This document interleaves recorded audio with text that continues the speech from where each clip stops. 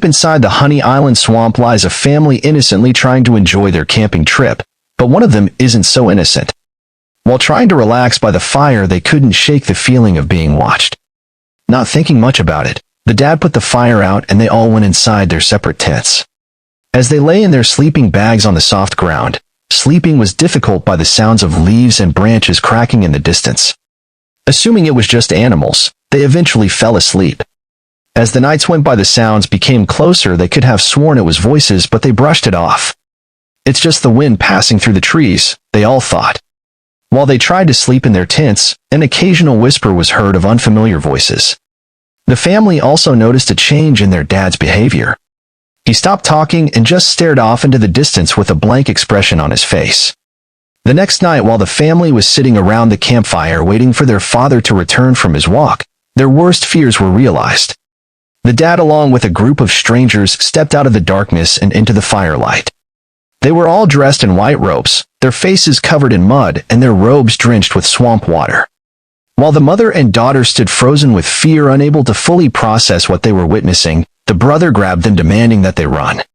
As they began to flee, the cult rushed them, screeching like wild animals through the heavily wooded swamp. As they sprinted, they lost sight of one another. As the brother and sister stood in the murky water completely alone, they both heard the most awful sound they ever heard. It was their mother. Out of pure instinct, the brother took off towards the gut-wrenching scream. Due to the dense vegetation and pure darkness of the swamp, he ran right into his sister, causing them to both fall into the mud.